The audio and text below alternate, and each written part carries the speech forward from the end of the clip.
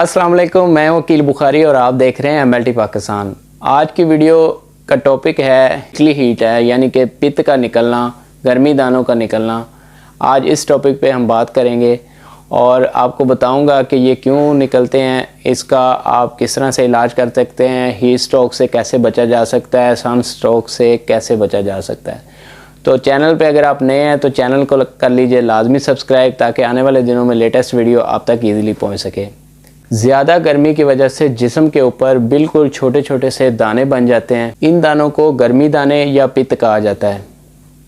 पित्त के दाने पसीना ज़्यादा आने की वजह से, गदूद के बंद होने से और गदूद में वर्म होने की वजह से बनते हैं। सूरज की इंफ्रारेड शुआएं जिल्द को बराह रास्त मुतासर करती हैं और ऐसी सूरत में गदूद जो हैं वो ज़्यादा मुतहरक हो जाते हैं और उनके अंदर रतूबतें जो होती हैं वो ज़्यादा बननी शुरू हो जाती हैं और इसकी वजह से जो है जिल्द के ऊपर पित्त के या गर्मी दाने जो है वो नमूदार हो जाते हैं।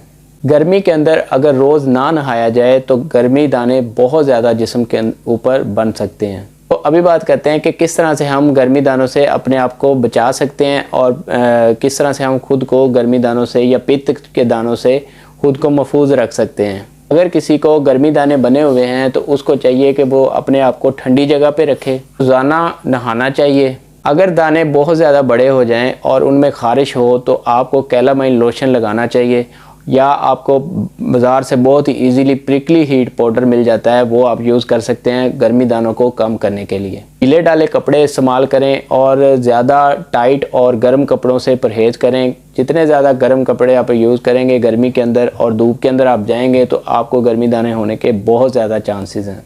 वो दोस्त जिनको गर्मी दानों का बहुत ही ज़्यादा मसला होता है उनको चाहिए कि वो अपनी डाइट के अंदर भी थोड़ी सी चेंजिंग करें गर्मी के मौसम के अंदर, और कम से कम जो गर्म चीज़ें हैं वो कम से कम इस्तेमाल करें और ठंडी चीज़ों का इस्तेमाल ज़्यादा करें। ठंडी चीज़ों में आजकल जो तरबूज का मौसम है तो तरबूज का इस्तेमाल आप कर सकते हैं। इसकी तासीर भी काफ़ी हद तक ठंडी होती है और ये भी बॉडी को डिहाइड्रेट और होने से बचाता है और गर्मी दानों से भी बॉडी की हिफाजत करता है। इसके अलावा दोस्तों डेली बेसिस पे नहाना चाहिए। नहाने से भी गर्मी का ज़ोर कम होता है और बॉडी का टेम्परेचर भी डाउन होता है, ब्लड प्रेशर भी कम होता है और उससे जो है गर्मी दाने कम बनते हैं।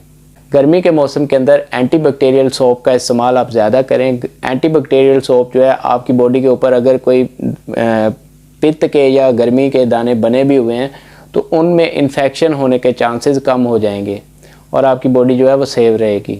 तो उम्मीद करता हूँ कि आज की ये छोटी सी इन्फॉर्मेशन आपको पसंद आई होगी।